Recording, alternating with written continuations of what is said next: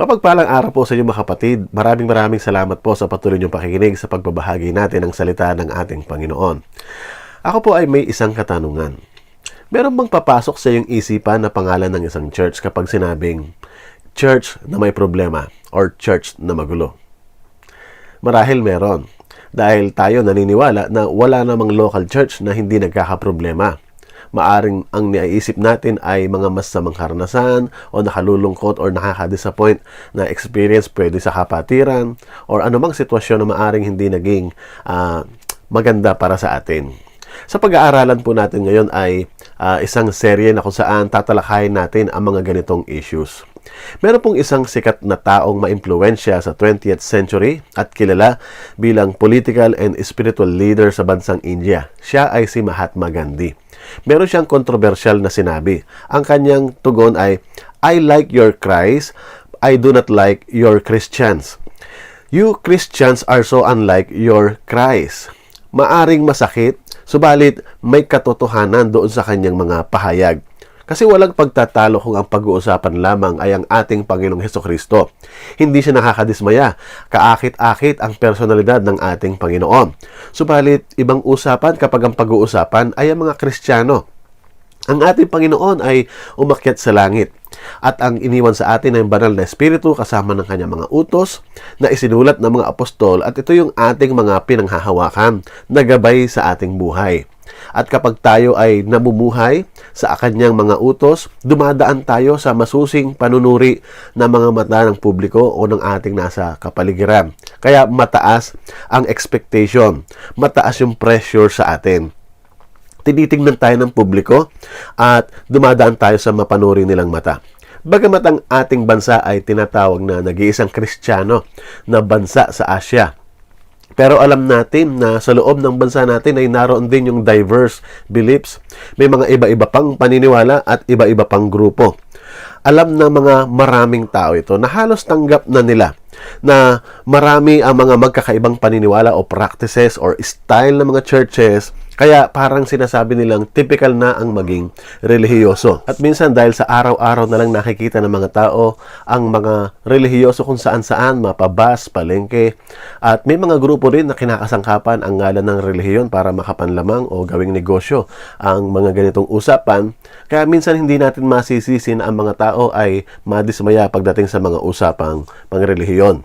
Subalit kung ang pag-uusapan ay mga iglesia, wala pa ako nakakita na isang kilalang matagal ng mananampalataya na never man lang naka-experience ng disappointment or never naman lang nakapag-complain sa church or maaring sa kapatiran.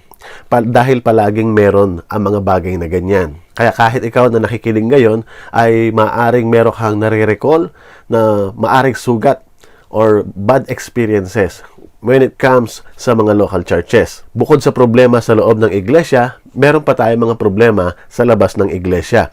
Ito yung ating kultura o lipunan na kinabibilangan. Nandyan yung napakabilis na parabang nagbabago na yung ating mga kapaligiran, kumakalat yung mga maraming maling aral kasama na mga kulto. Nakikita rin natin ngayon na parabang nalilegalize o normalize na lang ang mga lantaran na kasalanan. Katulad ng mga abortion, even yung mga parehong kasarian. May mga issues katulad ng feminism, may mga problema sa marriage, politics, divisions, abuses, and addictions. At hindi natin napapansin na minsan ang mga ito ay maaring nakapapasok o nakaiimpluwensya sa atin. O maaring ang ating mga anak ay hindi natin napapansin na dahil sa social media, unti-unti nilang nakikita at na-absorb na parang normal na lamang ito. Kaya pinsan kapag laki nila ay sa halip na ma-impluwensyahan natin sila papasok o papaloob doon sa kabanalan, mas madali silang nahahatak ng kamunduhan. Minsan sa pag-oobserba natin sa mga ganitong mga issues at minsan nagtatanong tayo sa Panginoon, Lord, ano pa ba ang maaring magandang ituro para sa amin ng mga local churches? Hindi naman tayo binibigo ng Panginoon sapagkat sinabi nga kung tayo hahanap at kakatok, tayo ay makakasumpong, tayo ay pagbubuksan. Besides that, ang salita ng Diyos ay napakayaman. Sumasagot ito kahit na ito ay naisulat ng matagal na panahon, tumutugon pa rin sa ating modernong panahon. Pag-aaralan natin bilang sermon series ang book ng 1 Corinthians. Ang pamagat po ng seryeng ito ay habag at grasya para sa magulong iglesia. Pag-uusapan po natin dito yung mga suliranin at solusyon sa iglesia ng Panginoon. Napakayaman ng mga paksa na ating mababasa sa aklat ng unang Korinto. Nandiyan yung mga pagkakampi-kampi o division sa church. May mga topic dyan tungkol sa immorality na nangyayari mismo sa loob ng iglesia. May mga nagdududa sa pundasyon ng pananampalataya regarding sa resurrection ng ating Panginoon. May mga kapatiran na nakuhang pang magdemandahan. May mga nalilito tungkol sa issue sa women in ministry, issue tungkol sa pagpaparaya dahil sa mga pagkain, or may mga ilan na mahihina ang pananampalataya. Meron din mga ilang mga mananampalataya pero hindi nakikita sa kanilang mga buhay. Meron din mga maling gamit ng spiritual gifts at marami pang iba. Tunghayan natin ang overview ng aklat ng 1 Corinthians. Paano nga ba nagsimula ang iglesia sa Corinto? Ang background nito ay mababasa natin sa Acts 17. Sa ikalawang pagmimisyon ni Apostol Pablo, nagpunta siya doon sa rehiyon ng Macedonia katulad ng mga lugar sa Thessalonica. Nagpunta rin siya sa Berea at pagkatapos ay nagpunta siya doon sa isang lugar na sentro ng karunungan nung panahon nila. Ito yung Atenas o yung Athens, Greece. Nandoon na siya ay nakipagdiskusyon pagdating sa kanyang pananampalataya kay Jesus. May mga ilan na hindi natuwa, nagtaka, pero meron din mga ilan na nananampalataya. At may mga ilang sumama sa kanya papunta doon sa isang lugar na kung tawagin ay Corinto. Ang lugar ng Corinto ay kasama doon sa lugar na kung saan kilala ang mga tao na matatalino, mayayaman, pero isa pa doon ay yung talamak ang kasalanan. Mayaman ang lugar na to dahil ito ay sentro ng merkado. Ito rin ay nakaposisyon strategically pagdating sa mga mangangalakal na noon sa halip na umikot ka ng malayo ay pwede siyang maging shortcut dahil ito ay isang daungan. Kaya yung mga kalakal noon dahil wala pang refrigerator, madaling masira. Kaya sila sumo-shortcut, ang gagawin ay dadaong sa Corinto at ililipat lamang ng mga ilang saglit ng produkto at makakapunta ka ng diretsyo pagdating sa Asia. Kaya ito ay isang lugar na kung saan ay sentro ng kalakalan. At syempre, kung ating ilalarawan ang lugar na ito into 3 words, ito ay katalinuhan, kayamanan at kasalanan. So, lahat sila, diyan kilala. Mga matatalino, mayayaman dahil sa maraming negosyo, pero dahil marami ang mga negosyo at pera, laging kaakibat noon ay malaki din at marami talamak ang kasalanan. Maganda lamang pakinggan ang Korinto sa panahon natin ngayon. Pero kung nung panahon nila ay magkakaroon ng pakontes kung sino ang mas immoral sa pagitan ng pagano at ng mga taga-Korinto, maaaring ang mga pagano ang sumuko pa at magbigay daan sapagkat sila mismo ay hindi nila kinakaya ang pagiging makasalanan ng immorality meron sa lugar ng Korinto. Ganyan sila ilarawan noong panahon nila. Dahil ang lugar na ito ay sukdulan sa kalaswaan, talamak ang bentahan ng laman. Bagamat sa Bibliang hawak natin, tayo ay meron lamang 1 and 2 Corinthians, pero sa katunayan, 4 na beses sumulat si Pablo sa kanila. Bakit natin yun nasabi? Kung babasahin natin sa 1 Corinthians chapter 5 verse 9, I have written you in my letter not to associate with sexually immoral people. So, ang binabasa natin ay 1 Corinthians na hawak natin. Pero sinasabi niya, may nauna siyang sulat na dinidil niya yung issue tungkol sa immorality. So, sumulat siya nung nauna at ito'y ating tawaging letter A. So, sa kanyang pagsulat, may mga ilan na mga naging tanong o maaring na-misunderstood din si Pablo. Kaya sila ay nagkaroon ng mga katanungan. May mga reply sila. At ito'y dala-dala ni Chloe kasama ng ilan. At dinala muli kay Pablo. Kung ating makikita sa 1 Corinthians 1 verse 11, sabi doon, sapagkat iniulat sa akin ng mga kasamahan ni Chloe ang tungkol sa inyo, na sa inyo'y may mga pagtatalo-talo, mga kapatid ko. So, sumulat nung nauna, at sila ay nag-reply. Yung reply ay dala-dala ni na Chloe, nakarating muli kay Pablo, at yun sinulat niya yung ikalawang sulat na ang tawag naman natin ay 1 Corinthians. Kaya lumipas ang panahon, napasok ng mga false teacher ang iglesia ng Corinto. So medyo nagdamdam si Pablo. So sa kanyang pagdaramdam, nakakuha pa niyang makabisita na kung tawagin natin nun ay painful visit. Ito'y mababasa naman sa ikalawang Korinto, chapter 2, verse 1. So ito na yung ikalawang aklat na hawak natin. Ang sabi doon ni Pablo, so I made up my mind that I would not make another painful visit to you. Na hindi na niya gustong maulit pa yung ganong klaseng pagbisita para lamang sila kastiguhin o ituwid doon sa kanilang maling ginagawa. Dahil medyo painful itong pagbisita niyang ito, sumulat muli siya para i-follow up itong kanyang pagbisita. Ang sabi doon sa ikalawang Korinto, chapter 2, verse 4, ang puso ko'y tigib ng hapis at pag-aalala ng sulatan ko kayo, at hindi kakaunting luha ang tumulo habang sinusulat ko iyon. Sinulatan ko kayo hindi upang dulutan ng kalungkutan, kundi upang ipadama sa inyo kung gaano kalaki ang aking pagmamahal. Mapapansin natin na tinutukoy ni Pablo yung naunang sulat niya bago itong ikalawang Korinto. So merong pangatlong sulat. Ito yung letter C. Kung nasaan man itong letter C, ay hindi natin nalalaman kung bakit. Siguro dahil may mga sulat ito o nilalaman ito na medyo masasakit na pananalita mula kay Pablo. Marahil ito ay intended lamang talagang mabasa mismo ng mga recipient nung panahon na iyon. Kaya ang meron tayo ay ang ikalawang Korinto na hawak natin na kung saan ito yung pang-apat na sulat. So apat talaga ang sinulat ni Pablo pero yung unang sulat at yung ikatlong sulat ay hindi natagpuan. So ang meron lamang tayo na nakasama sa canon ay ang ikalawa at ikaapat na tinatawag naman nating 1 Corinthians and 2 Corinthians. Now, ano mapapansin natin dito? Bakit natin ito binabanggit? 4 na beses sumulat si Pablo. Nangangahulugan lamang na talaga siya ay nag-extra effort para sa mga kapatirang ito. Meaning, talagang sakit sa ulo. Kamot ulo si Pastor Pablo pagdating sa kanila. Katulad rin natin ngayon, maraming mga issues sa ating mga churches. Hindi lamang yon, maging sa Christian life. Isa sa ugat ng mga problema ay ang mababaw o hindi talaga malinaw na pagkaunawa sa ebanghelyo ng ating Panginoon. Sa pambungad pa lamang ni Pablo ay ipinaalala niya ang biyaya ng Diyos na nakarating sa kanila. Na sa halip na manghina ay dapat magkaroon sila ng kumpiyansa, kapanatagan sa kanilang espiritual na buhay. Pero bago pa man panghimasukan o pakialaman ni Pablo, ito mga sensitive issues na meron sa loob ng iglesia, nagbigay muna si Pablo ng dahilan kung bakit siya dapat pakinggan. At tingnan natin kung paano siya nagsimula. Ang ating unang punto, si Pablo, apostol ni Kristo. Pag may mga issue, parang likas sa mga tao na pinipili lamang ang kanilang pakikinggan.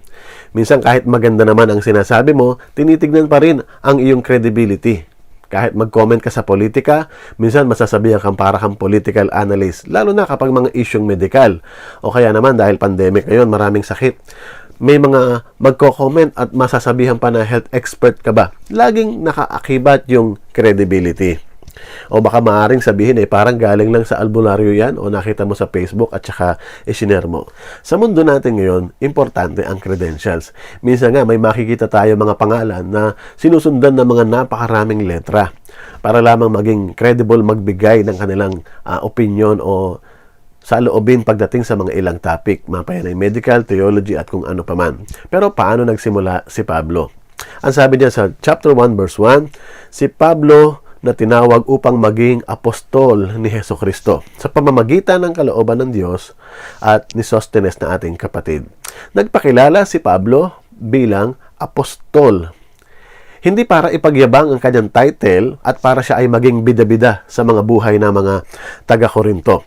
O kaya naman nagpakilala siya hindi para magbuhat ng sariling bangko, kundi para makuha nila ang kanilang pagkilala na si Pablo ay lehitimong tagapagdala ng salita ng Panginoon. Sinasabi niya rito na ang kanyang pagka-apostol ay hindi kalooban ng tao, hindi siya pinagbotohan ng konseho o nagpasya ang mga ilang iglesia, kundi ito'y galing mismo sa Diyos. Ito ay kalooban ng Diyos. Dahil sensitibo ang mga topic na kanyang i-address. Talagang kailangan ni Pablo na i-establish muna ang kanyang authority kung bakit masasabi niya yung mga pagtutuwid na kanilang maririnig para hindi naman siya masabihan ng sino ka ba at bakit ka nang hihimasok sa buhay namin. Well, siya ay apostol sa kalooban ng ating Panginoon. Kaya nararapat lamang na siya ay pakinggan kung kinikilala nilang sila ay iglesia o katawan ng ating Panginoon.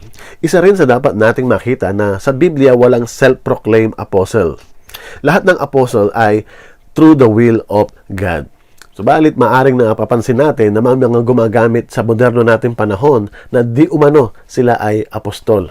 Nakalulungkot mang isipin na para bang nagkakaroon ng labanan o pa-contest kung sino yung mga matataas na ranggo.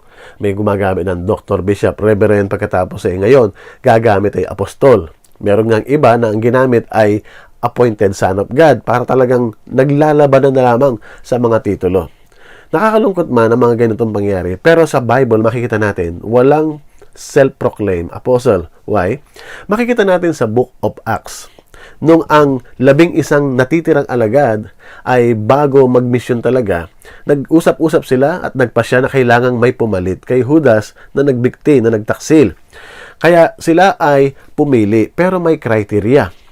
Kailangan kasama nila noon at sila ay naging saksi sa pagkabuhay muli ng ating Panginoon. Eyewitnesses. Kaya meron namang naging qualified, dalawa. Yun ay si Matias at si Jose. Inyong mapapansin, bakit kailangang isa lang? Pwede namang dalawa sapagkat parehong qualified. Dahil walang necessity na kailangan magdagdag pa or maaring isipin ng iba, the more the merrier. Hindi po ganoon. Dahil significant ang number na 12 para sa bayang Israel. Kahit nung lumang tipan sa 12 tribes, dahil may sinisimbolo ito. Kaya mapapansin natin na kahit na dalawa pa ang qualified, isa lang ang idinagdag ng mga apostol. Pero maaaring tanong natin, bakit si Pablo nadagdag pang 13? Well, iba ang pagka-apostol ni Pablo kung ating makikita. Iba ang purpose kung bakit siya tinawag ng ating Panginoon. Mababasa sa Galatia 2:8, sabi ni Pablo dito, ang Diyos na humirang kay Pedro bilang apostol sa mga Hudyo, ang siya ring humirang sa akin bilang apostol ng mga Hentil. So, particular talaga pagdating sa Hudyo yung number 12. Pero maganda rito, kasama sa plano ng Diyos ang mga Hentil. Kaya tayo nagkaroon din tayo ng apostol na representative natin talaga. So, 12 at yung isa ay para sa mga Hentil. Dahil noon, dalawa lang ang classification. No? Kung ikaw ay Hudyo, Hudyo ka. Kung hindi ka Hudyo, kahit ano pa mang lahi mo, kahit saan ka man nakatira, ang tawag sa iyo, Hentil. Kung nakatira ka man sa Asia, Africa, o kahit doon sa Roma, Hentil pa rin yan. So, dalawa lang. Kaya, ang apostol na 12 ay para sa Israel at ang apostol na nag-iisa ay si Pablo lamang para sa mga Hentil. Kaya kung may mga self-proclaimed apostles ngayon, sigurado tayo sila ay false apostles. Kung babasahin nga natin sa Aklat ng Pahayag, chapter 21, verse 14, yung bagong Jerusalem, inilarawan doon. Ang sabi, ang pader ng lungsod ay may 12 saligang bato. 12. Anong meron doon sa 12? At nakasulat dito ang pangalan ng 12 apostol ng Kordero. So, ano ang mangyayari doon sa mga nag-self-proclaim apostol ngayon? So, ano ang pangalan na ilalagay doon? So, nakalagay ang limit, 12. Kaya, maging maingat tayo sa panahon natin ngayon sa ating mga pinakikinggan sapagkat alam natin, mas marami ang mga false teachers kaysa doon sa mga legit at genuine preachers. Ikalawang puntos natin, mga kapatiran sa Korinto, mga binanal kay Kristo. Bago pa man tumbukin ni Pablo ang mga issue, problema at kapalpakan na nangyayari doon sa loob ng iglesia, pinaalala niya ng may buong pag-iingat, pagmamalasakit at pagmamahal kung sino at ano sila kay Kristo. Nilinaw ni Pablo sa kanila yung mga naganap noon nang sila'y manampalataya, manalig sa ating Panginoon sa Kristo, past tense, yung kanilang katayuan. Kasama na dito yung mga pagpapalang kaakibat tulad ng adoption, justification, peace and reconciliation sa ating Panginoon. Pinaalala rin ni Pablo sa kanila yung mga nangyayari sa buhay nila ngayon at present, yung kanilang kayamanan kay Kristo, na kahit nahihirapan silang magpatuloy, pero pwede pa rin sila lumago dahil nagbibigay ng pagpapala ang Panginoon. Katulad ng mga spiritual gifts na pwedeng magamit sa pagpapatibay ng kanilang pananampalataya at paglilingkod sa iglesia. Ipinaalala rin ni Pablo yung mga aasahan nila sa susunod na panahon ng mga pagpapala, future. Ito yung kanilang katiyakan kay Kristo, na may mga pagpapala na wala pa sa ngayon pero siguradong matatanggap nila pagdating ng panahon. At ito yung glorification, na sila ay babanalin, sila ay gagawing ganap ng ating Panginoon. Kaya ang una, ang inyong katayuan. Isa sa dahilan ng mga problema sa mga iglesia, katulad ng Korinto, ay ang sakit sa kalimot. Nalilimutan nila kung sino sila at ano ang ginawa sa kanila ng Panginoon. Katulad rin natin ngayon, madalas tayong magkaroon ng discouragement sa ating sarili o maaring sa ibang tao, at malaking dahilan nito ay yung nalilimutan natin kung ano at sino tayo na ginawa ng Panginoon para sa atin. Kung paano tayo dapat mamuhay, nalilimutan natin kung gaano kaganda yung biyaya ng Diyos. Kaya sa simula pa lamang, pinaalala agad ni Pablo sa kanila, to those sanctified. Sa Greek, ang ginamit ay hagiaso. Sanctified in Christ Jesus, called to be saints or hagios. Ang tawag ni Pablo sa kanila, bagamat may mga issue, may mga kasalanan, may mga nangyayaring hindi magaganda, tinawag niyang saints, santo, banal, matuwid, nakatalaga at nilinis kayo. Ganon sila sa ating Panginoon. Ang mga sinasabihan ni Pablo dito ay mga buhay na tumanggap at nakakabasa ng sulat na kanyang ipinadala. Hindi katulad ng moderno nating pagkaunawa pag sinabing santo na kailangan isang patay na deboto sa pananampalataya at pagkatapos ay magkakaroon muna ng botohan o approval ng Vatican para lamang madeklarang santo ang isang tao. Dito ang santo na mabasa natin sa Biblia, buhay pa. Ang importante, sila ay mga hinango ng Panginoon sa kasalanan, nanampalataya, nanalig at namumuhay para kay Kristo. Ang tawag doon ay santo. Kaya ang santo ay simple lang mananampalataya sa Panginoon. Katunayan, pwede itong gamitin sa bawat isa. Katulad din naman noon. Pero syempre, kapag ginamit mo at tinawag mo si brother or sister ng santo ganito, maraming magtaas ng kilay, lalo na yung mga kapitbahay. Kaya sapat na sa atin siguro yung kapatid or brother and sister. Minsan sa panonood ko ng mga YouTube videos, merong isang pulis na ang sinisita ay ang mga tagasita na mga traffic violations. So kapag itong pulis na ito ay nagbumotor at may nakitang halimbawa walang plaka o sira yung ilaw, mga signal lights, ay pinapatabi niya yung mga enforcer at minsan ay sisitahin at sasabihin, Brad, patingin nga ng lisensya mo o ng rehistro mo o bakit walang plaka itong motor mo, at minsan napapakamot ng ulo yung mga enforcer dahil nakakot in the act sila. Isa sa mga bagay na lagi niya sinasabi, wala kayong karapatang manghuli kung kayo mismo ay lumalabag sa batas na dapat na sinusunod ninyo. Dapat maging patas kayo para kapag kayo nang huli, walang maipupula sa inyo. Kayo ang nakalagay sa pwestong ito, dapat nyong lakaran yung talagang tawag ng trabaho ninyo. Magandang adhikain, ano? Pero subalit ganun din sa mga Kristiyano. Meron tayong katayuan na dapat nating lakaran. Meron tayong kalagayan na ginawa na ng Panginoon na minsan ay hindi natin nagagampanan. Kaya nagkakaroon ng mga problema. Isa sa makikita nating paalala ni Pablo sa kanila, sila ay tinawag. Ang Diyos ang unang humakbang para sila ay mapabilang sa kanyang pamilya.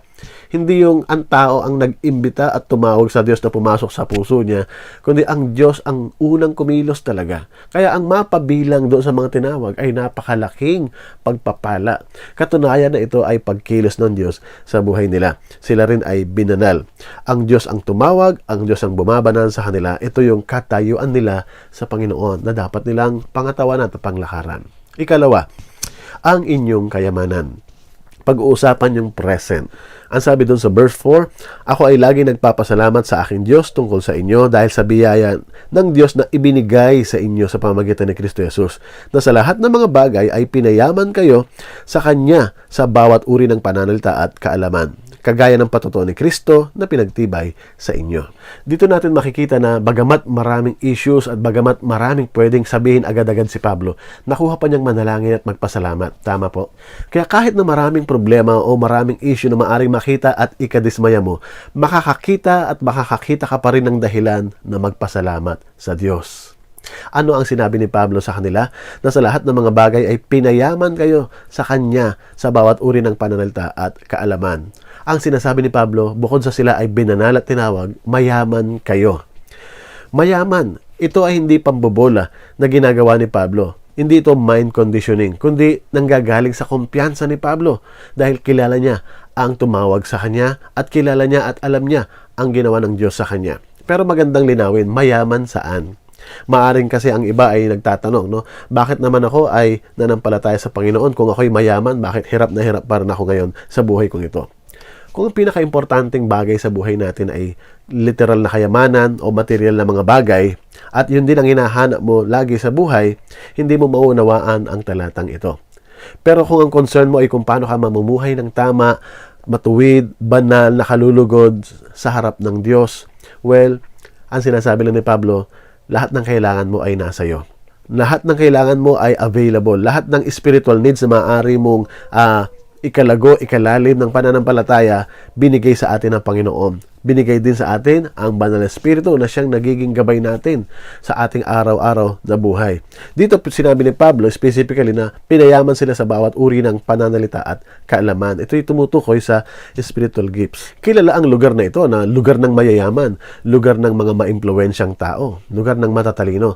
Pero mapapansin nyo ang sinabi ni Pablo dito sa talata.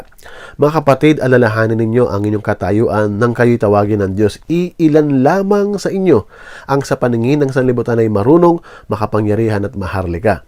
Subalit pinili ng Diyos ang sa palagay ng sanlibutan ay kahangalan upang hiyain ang marurunong at ang mga mahihina sa turing ng sanlibutan upang hiyain ang malalakas. Pinili niya ang mga itinuturing na hamak, walang halaga at walang kabuluhan sa sanlibutan ito upang pawalang halaga ang mga itinuturing na dakila sa sanlibutan.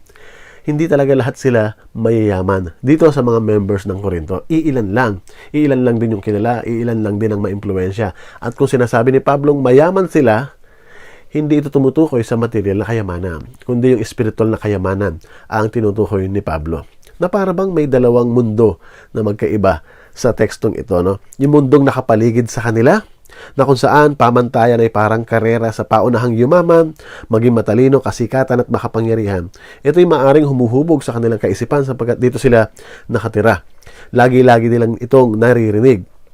Pero ang sabi ni Pablo, kung sa mundo talo tayo sa payamanan, pasikatan, kasi sa inyo pa lamang kakaunti na nga lang yung matalino.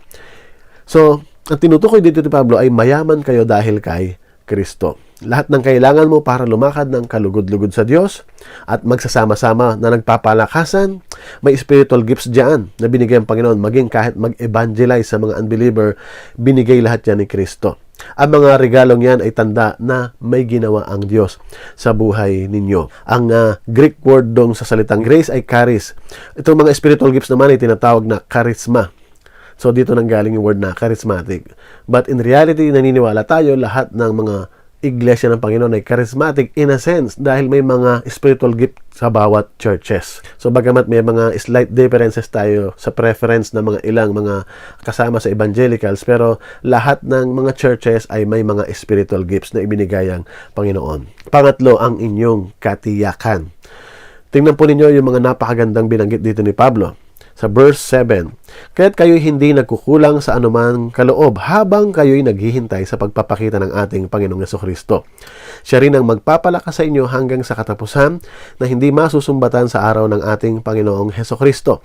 Ang Diyos ay tapat na sa pamamagitan niya ay tinawag kayo tungo sa pakikisama ng kanyang anak, si Jesucristo na ating Panginoon. Maganda yung binigyan din dito ni Pablo sa verse 9 at maganda rin ito'y ulit-ulitin natin sa ating isipan hanggang sa mag-sink in sa atin. Ang sinabi ni Pablo, ang Diyos ay tapat. Tapat ang ating Diyos. Doon sa verse 7, kaya't kayo'y hindi nagkukulang sa anumang kaloob habang kayo'y naghihintay sa pagpapakita ng ating Panginoong Jesucristo. Ang sinasabi lang, kung tapat ang Diyos, tapat siyang babalik. Naghihintay tayo, pero siya ay babalik muli. Sigurado yun. Why? Tapat ang Diyos. Pero habang hindi pa siya nagbabalik at nandito tayo naghihintay, hindi ibig sabihing madali. In fact, mahihirapan tayo. Maraming challenges ang ating mararanasan. Pero maraming binigay na biyaya ang Panginoon habang naghihintay. Pinagkaloban tayo ng kalakasan para tayo makapagpatuloy. Ang sabi niya sa verse 8, siya rin ang magpapalakas sa inyo hanggang sa katapusan. Hindi sinabing months, years. Ang sabi hanggang sa katapusan na tumutukoy na sa pagbabalik ng Panginoon, makakarating tayo doon sa finish line. Dumarating ka ba minsan sa punto na gusto mo nang sumuko o nadidismaya ka na para bang sinasabi mong ayaw mo nang magpatuloy sa pananampalataya?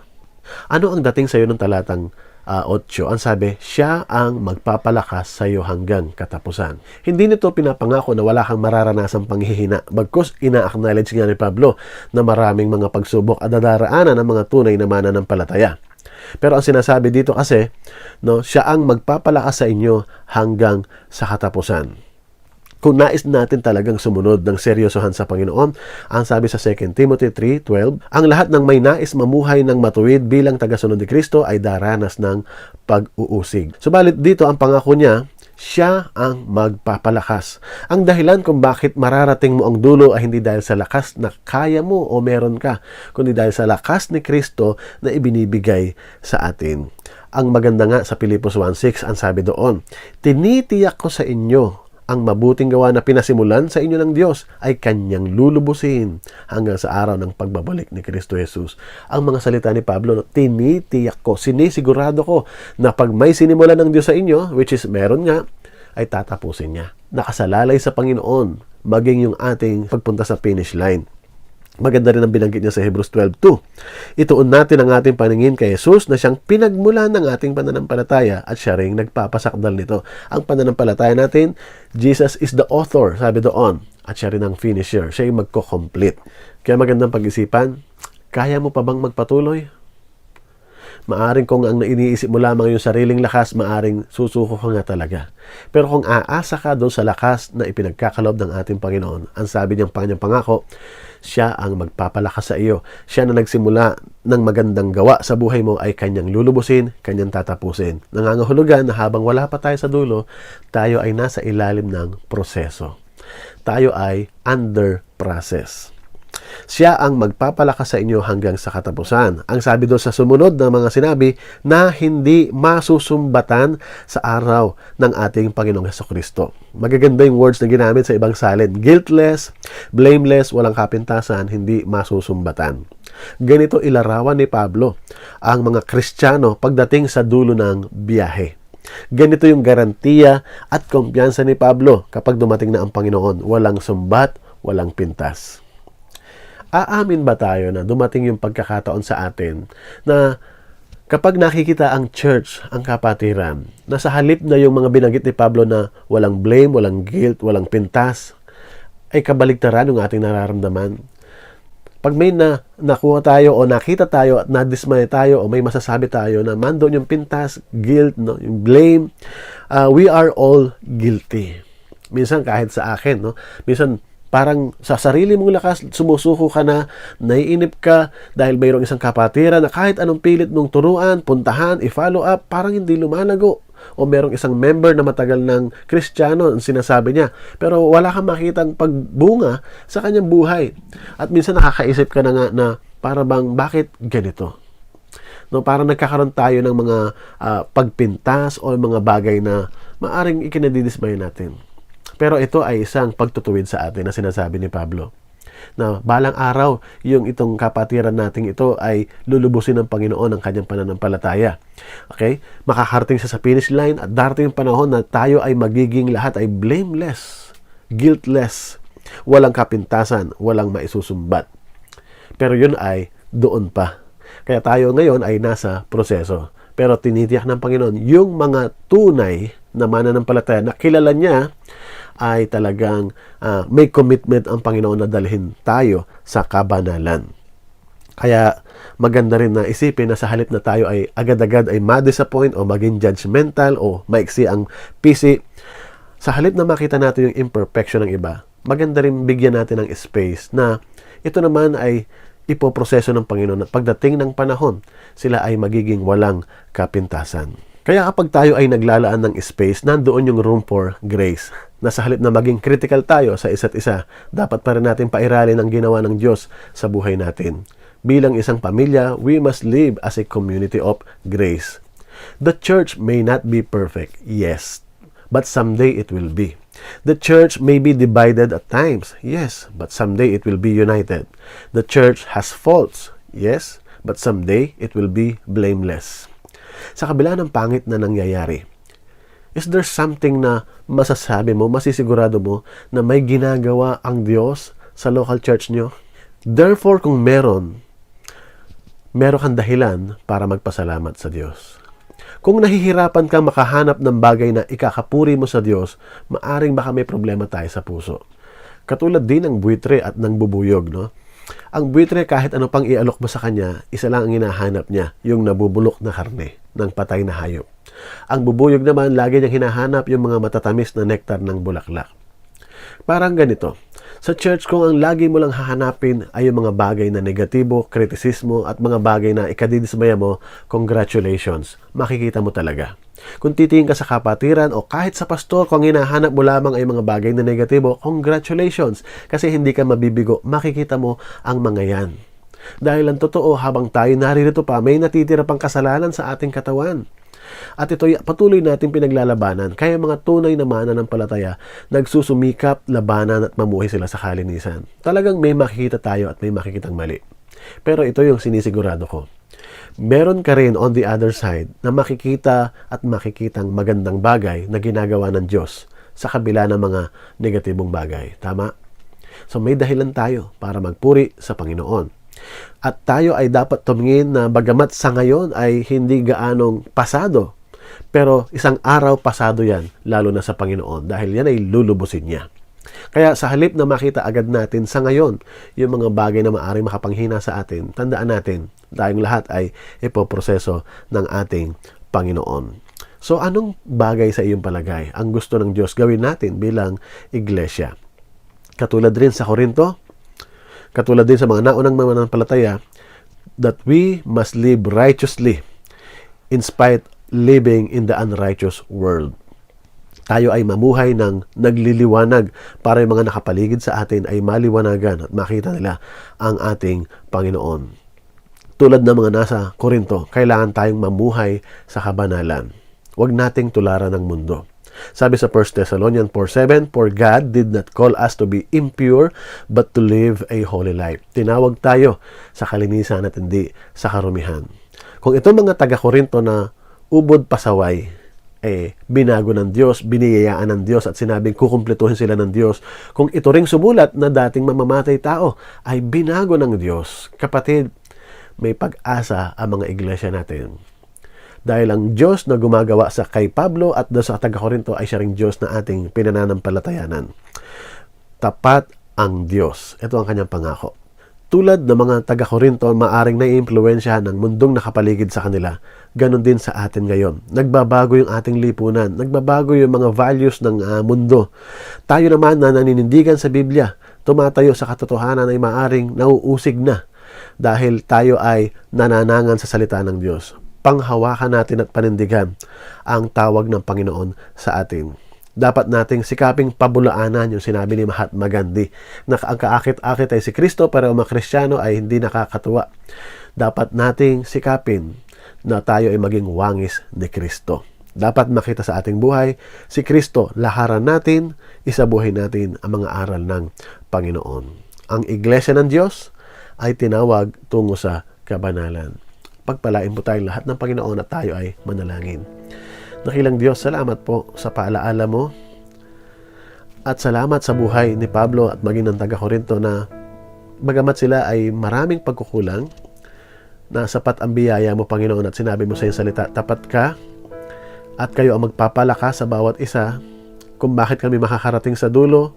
Mapagtatagumpayan man namin ito hindi sa lakas na meron kami, kundi dun sa biyaya at lakas na ibinibigay mo sa bawat isa. Panginoon, patawad kung may mga pagkakataong kami ay nadidismaya sa iba dahil sa kanilang maaring hindi pagsunod sa iyo. Pero Lord, turuan mo rin kami na magsuri ng aming sarili at itanong kung kami ba ay hindi nakaka-disappoint o kung kami ba ay walang masasabi sa amin. At kung meron man, Panginoon, turuan nyo kaming magpakumbaba. Turuan nyo kaming magpasakop. Turuan nyo kaming magtungo doon sa proseso ng pagbabago nyo sa amin, Panginoon. Tulungan nyo kami. Biyayaan nyo kami.